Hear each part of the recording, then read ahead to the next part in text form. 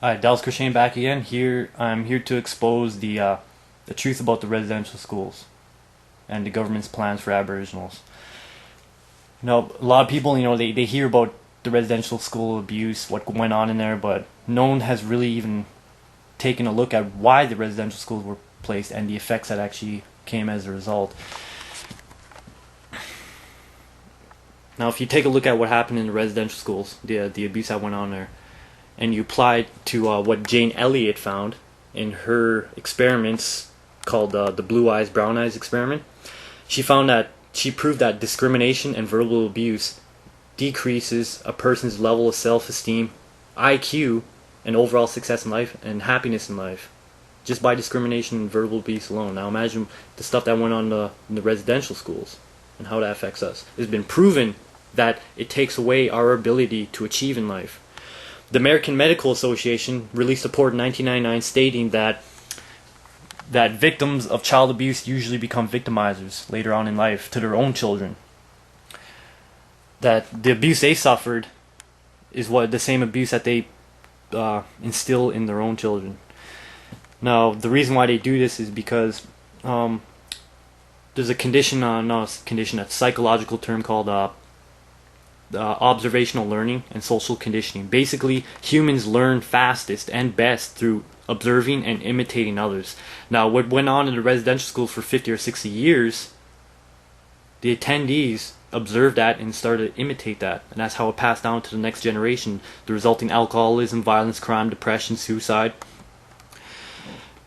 And to further prove this, Nathaniel Branden wrote a book called The Psychology of Self-Esteem, and he proved that our self-esteem directly affects our career goals, how much we achieve in life, our parenting, our relationships, and pretty much our overall happiness in life. The thing that destroys self-esteem is being punished for what you do and who you are.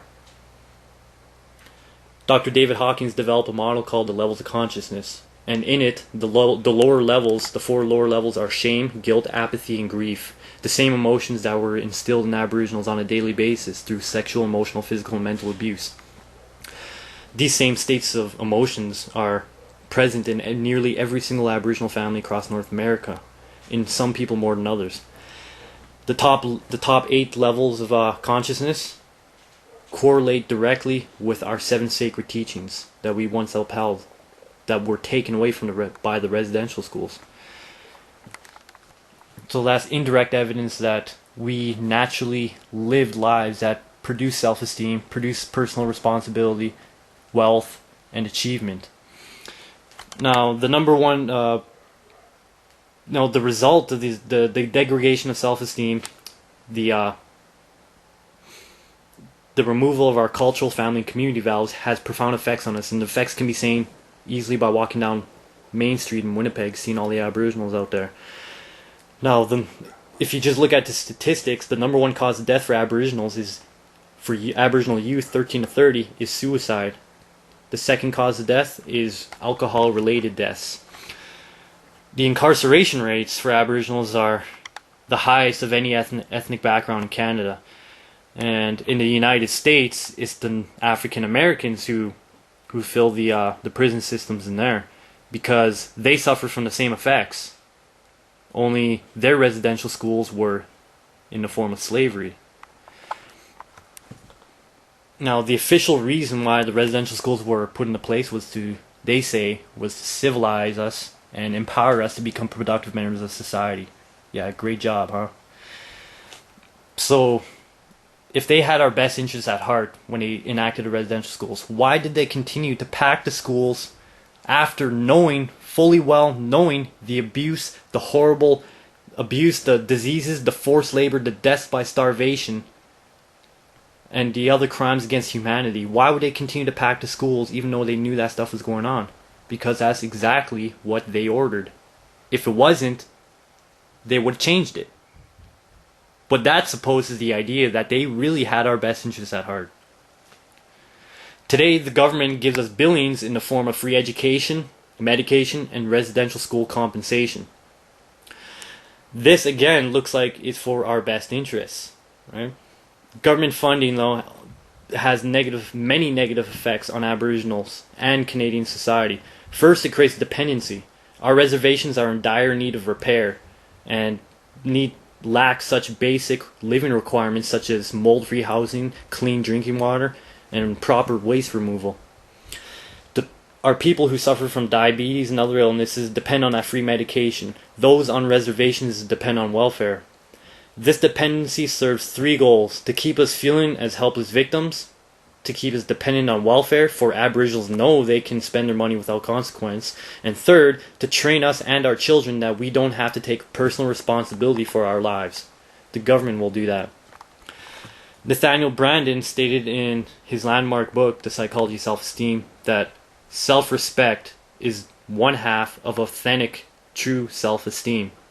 Self-respect is created through taking responsibility, working hard for attaining our goals. And when we do, we can eat at a fancy restaurant and we can feel really good about ourselves because that's the work of our hands created. Now, as you can see though, the system that they set up for Aboriginals is designed to keep us from taking responsibility. And they do that by taking advantage of people's innate drive for instant gratification, that all humans desire instant gratification. That if the money is there, if the resources are there, they'll take it. But this prevents us from taking responsibility, which will increase our self-esteem, which increase our level of achievement in life.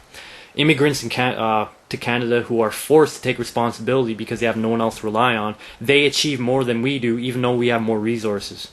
This is because that personal responsibility they take affects their self-esteem. It makes them feel good about themselves, thus makes them want to achieve more and to have more in life, which they able to achieve through self-efficacy.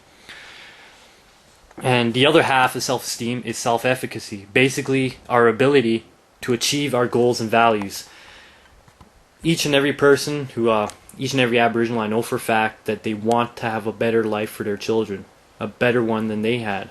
But how many have been actually able to do this in the face of residential school effects? Sure, we do get off drugs, we do stop drinking, we do get jobs, get an education, but the emotional suffering is still the same.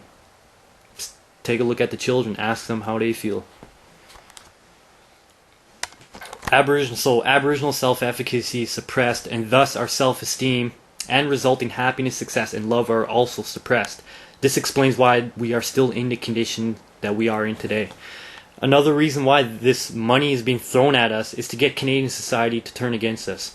Many non-Aboriginal people I've met all share the same hatred for Aboriginals and the problems that we cause, because they see us getting all this free money, but we're not doing anything with it, and that gets them very upset.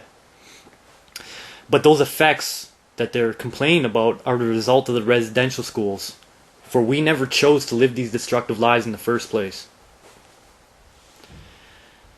Now, the residential school settlements, they have a clause stating that none of our descendants can ask the government for help concerning the effects of the residential schools.